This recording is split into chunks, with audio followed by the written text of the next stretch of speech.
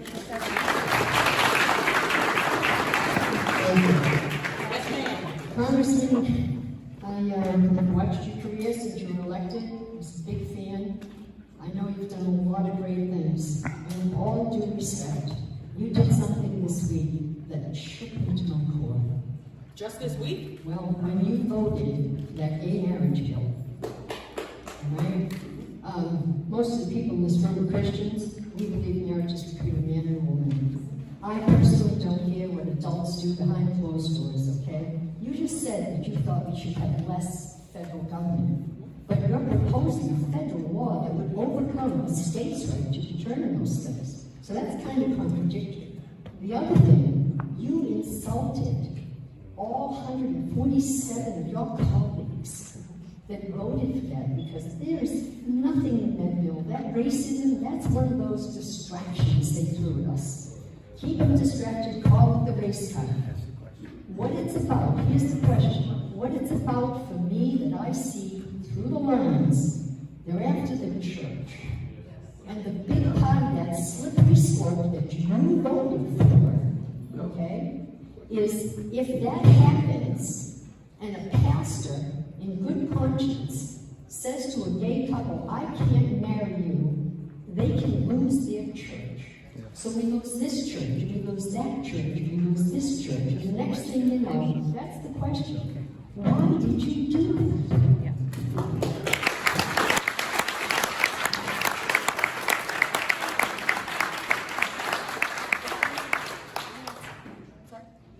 Nancy. Miss Nancy, I appreciate your comment and your question.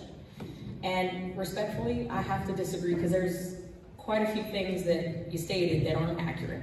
So I have right here on the bill in front of me. So first and foremost, this is a 3.5-page bill, okay? And it, one, does not change the biblical definition of marriage. It does not. This all came about from when Justice Thomas suggested in his ruling, in his opinion, that we might need to take a look at the 2015 ruling of Oberfeld, which was the one that allowed for same-sex couples to enjoy the same tax benefits, right? So that was the cue that the Democrats seized on. They said, oh, this is going to be an opportunity for us to go after marriage and contraception, because there were two big controversial bills that the Democrats wanted to use against Republicans to divide them and to put them on record. Now, I read this bill probably upwards of 50 times. I had constitutional lawyers look at it. I had pastors look at this bill. There was no spending, there was no outside pork, and there was no mention of gender identity. All that crazy stuff about, you know, however you feel, none of that. So in this particular piece, it talks about the Fifth Amendment, full faith and credit of the United States. I'm going to read this to you.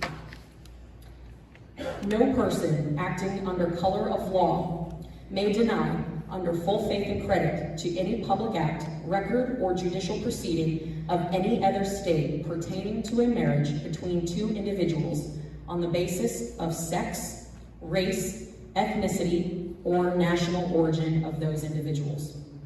So what that section is just saying is that under the Fifth Amendment, much how we want reciprocity for our Second Amendment, where my right to carry as a concealed carry permit holder should be recognized in every state, that is what this bill does.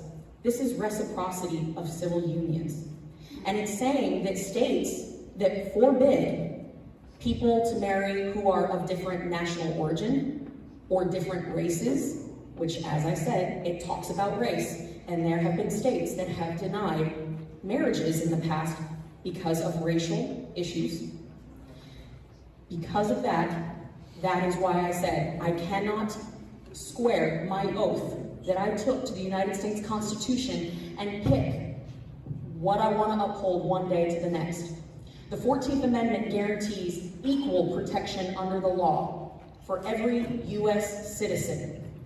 The United States government co-opted the term marriage, and they did it and used it to provide tax benefits to deal with insurance, custodial issues. There's over 300 government forms that demand to know if you are married, single, divorced, or widowed. And as a constitutional conservative, it says it right there on my signs. They're the exact same signs from 2 years ago.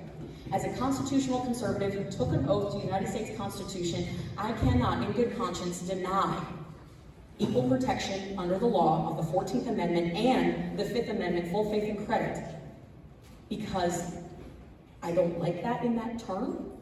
I can't do that. So there's also another section in this bill, private right to action. It's on the 3rd page.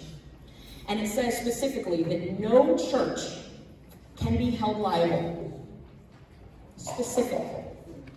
The only liability and recourse that an individual has is to take on the state.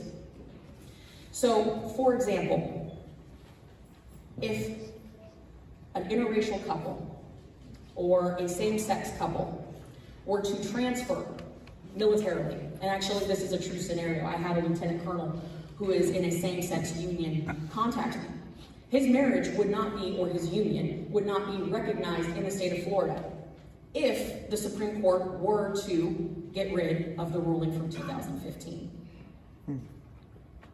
When you think about the reciprocity concerns that a couple saying, I need to take a job, or I'm being stationed at MacDill, or Southcom, or CENTCOM, or Mayport, or NAS Jax, but I can't go because all of a sudden my union will not be recognized by the government. Therefore, what happens to our kids? What happens to the insurance? What happens to the tax benefits? The government co-opted the term marriage.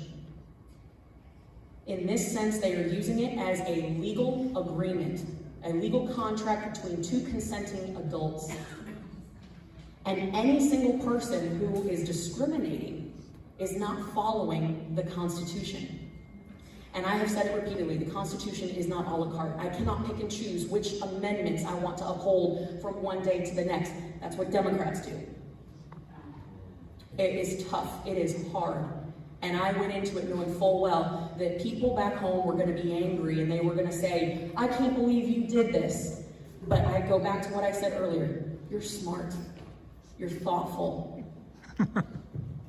You would understand that a constitutional decision is very different in this context than the biblical context. No, God trumps. No way. No. I took an oath to the United States Constitution. You called us racist. Yeah. I did not. You called us racist. You did.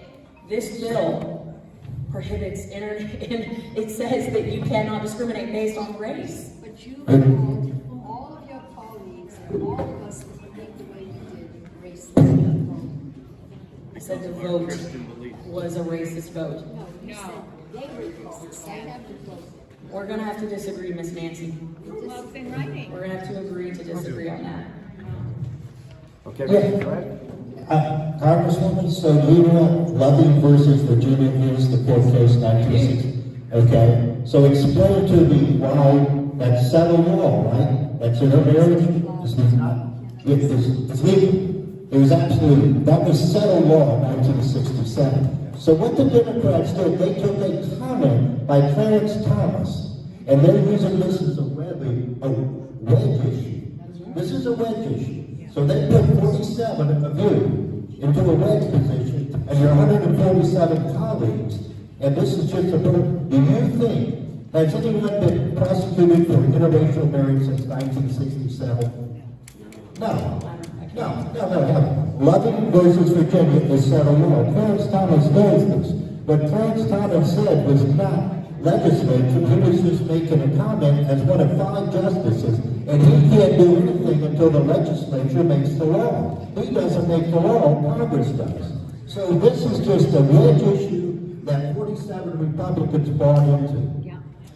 I don't think so. 6 in Florida. Yeah. I totally hear you loud and clear, and I respect your position. But when it was invoked, and we look at the bill, we read the text, it invokes Loving, and it invokes Oberfeld. It invokes those 2 court cases. And we as conservatives continually push against judicial activism, do we not? Do you think either one of those would be But no, repealed? do we Do you think not? they'll be repealed? I'm sorry, what? Do you think Loving will be repealed? The court will review that? They won't. They won't do all the We work. also thought that Roe was never going to get overturned, and look what That was bad law. That was bad law. It's a good thing, not a bad thing. Yeah. That's a good thing, not a bad thing. The point that I'm making is that we cannot discriminate. We cannot discriminate. You cannot guarantee the immunities and privileges for certain people and then turn around and say, no, just because I disagree with you, you don't get those state same voted. benefits. But it's up to the The state. state people voted. This is reciprocity of that, much in like you have Second Amendment reciprocity, this is reciprocity for a legal contract between 2 consenting adults. You're a liberal. You're a liberal. As we were having this conversation, remember what I said earlier? As we're having this conversation, keep in mind, the chairman of the Freedom Caucus supported this, also consulting with his faith community, his constitutional lawyers. We don't always have to agree on every single issue. Steve, Nancy, I agree. We don't have to agree on every issue. I like Reagan's philosophy that if you're with me 80% of the time, you're a good friend, a loyal friend. That's Reagan.